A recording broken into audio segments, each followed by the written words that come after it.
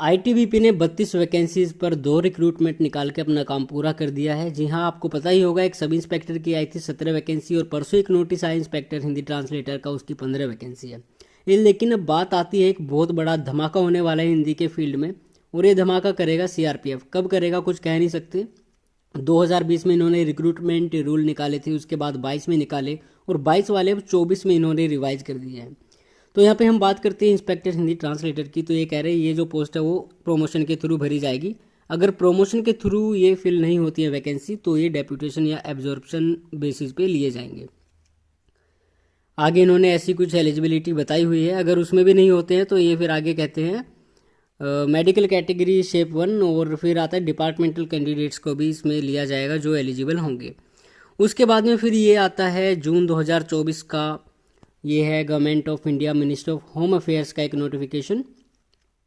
तो यहाँ पे बात की गई है इंस्पेक्टर हिंदी ट्रांसलेटर और सब इंस्पेक्टर हिंदी ट्रांसलेटर की जो पोस्ट है वो सीआरपीएफ में ऐसे ऐसे जो इन्होंने यहाँ पे बताए उनके रूल बताए गए हैं। तो ये कहते हैं these rules may be called the central CRPF inspector Hindi translator and SI Hindi translator group B official language cadre post recruitment rules 2024।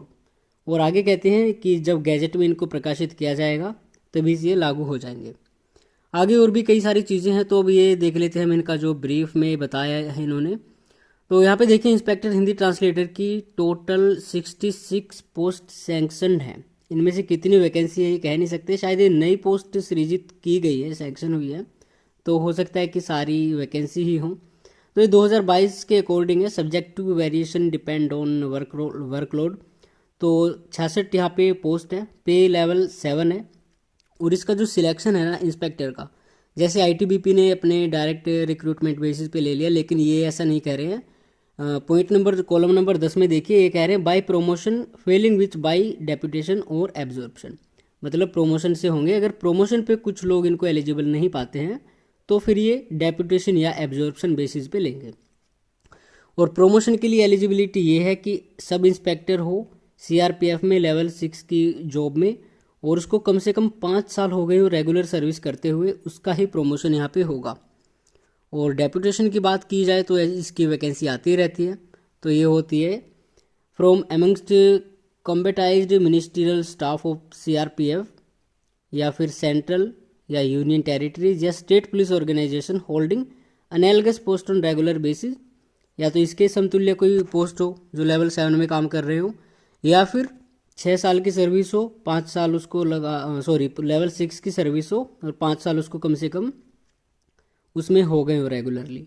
उसके बाद में कुछ क्वालिफिकेशंस है जो एसएससी जीएचटी में भी होती है, लेकिन यहाँ पे डिप्लोमा की मांग की गई है। और अब आगे चलते हैं मेडिकल कैटेगरी शेप 1, और इसके बाद अब आती है बारी सब इंस्पेक्टर हिंदी ट्रांसलेटर की। ये बहुत ही इम्पोर्टेंट है। सब इंस्पेक्टर हिंदी ट्रांसलेटर की जो इन्होंने बात की है, तो ये आप यहाँ पे देख सकते हैं, इसकी जो टोटल पोस्ट है 312 है। इनमें से वैकेंसी पता नहीं कितनी है, लेकिन जब भी ये रिक्रूटमेंट आएगी बहुत बड़ा, मतलब एक कह सकते हैं एक दिवाली बनेगी ट्रांसलेटर्स के जो एस्पायरेंट्स हैं। तो यहाँ पे एसएससी वाली एलिजिबिलिटी है एज के मामले में तो 30 साल है, प्लस आपको रिजर्वेशन जो आपको मिलता है। और गवर्नमेंट सर्वेंट के लिए 5 साल का रिजर्वेशन है यहाँ पे, जो सेंट्रल गवर्नमेंट के ऑर्डर्स है उसके अनुसार। और एज वैसे 30 साल है। और पे लेवल 6 की है 35,400, वही जो एसएससी जीएचटी के थ्रू होता है, लेकिन 312 बहुत ज़्यादा पोस्ट हो जाती है। प्लस में आपकी जो क्वालिफिकेशन है वही इन्होंने यहाँ पे मांगी है। और डिप्लोमा तो आपका चाहिए, diploma certificate course in translation. इसके अलावा कुछ और चीज़ें हैं, note 1 note 2। Qualifications are relaxable at the discretion of the SSC or competent authority in the case of candidates otherwise well qualified। तो भाई अगर इन्होंने एसएससी लिखा है तो एसएससी के थ्रू होगी, लेकिन कब होगी कुछ कह नहीं सकते, लेकिन जब भी होगी ना वो बहुत बड़ी रिक्रूटमेंट आने वाली है वो। आगे फिर कहते हैं फिजिकल स्टैंडर्ड इसमें मांगेंगे, ठीक है। आईटीबीपी में आपने देख लिया होगा 170 सेंटीमीटर हाइट है, प्लस जो एसटी हैं या फिर कहीं और से आते हैं कुछ एरियाज़ हैं उनमें 165 है, लेकिन यहाँ पे सबके लिए 165 है एसटी को छोड़ के। एसटी के लिए और कुछ सिलेक्टेड एरियाज़ के जो बंदे उनके लिए 162.5 सेंटीमीटर की हाइट है। फीमेल के लिए 155 है, और जो ऐसे एरियाज से या फिर एसटी कैटेगरी से आती हैं उनके लिए 150 सेंटीमीटर की हाइट है। चेस्ट आपको पता ही है केवल मेल की होती है, फीमेल की चेस्ट मेजर नहीं करते हैं। तो ये चेस्ट यहाँ पे 77 है अनएक्सपेंडेड जनरल कैटेगरी के लिए, और 82 है एक्सपेंड करके। तो इतनी हो जाती है चेस्ट, इतनी कोई वो है नहीं। मेडिकल स्टैंडर्ड है 6/6 का, विजन वगैरह आप देख लेना अपना। आगे सबसे इम्पोर्टेंट है पॉइंट नंबर 10 पे, बाय डायरेक्ट रिक्रूटमेंट। तो इसकी रिक्रूटमेंट मोस्ट प्रोबेबली एसएससी कराएगा, जब भी कराएगा तो उसका कुछ कह नहीं सकते। तो ये बहुत बड़ी रिक्रूटमेंट आने वाली है। इसके लिए सिलेबस वगैरह भी कुछ प्रोवाइडेड है नहीं। इसका सिलेक्शन प्रोसेस तो एसएससी का ही है, जब इन्होंने नाम लिख दिया है तो एसएससी ही कराएगा, और सिलेबस आप वही मान सकते हो जो एसएससी का है। तो इसकी तैयारी अभी आप कर सकते हैं।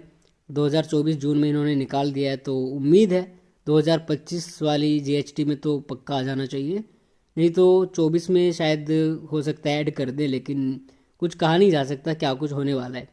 लेकिन जब कभी भी रिक्रूटमेंट आएगी तो इसके लिए आपको तैयार रहना होगा, और इसके लिए आप अपनी तैयारी अभी से ही जारी रखें। बाकी एसएससी सीएचटी मतलब जीएचटी जो है उसकी तैयारी आप सभी कर ही रहे होंगे। और भी ऐसी कोई न्यूज़ आती है जैसे आरआरबी की है, तो उसकी भी रिक्रूटमेंट आने वाली, कब आएगी वो देखते हैं।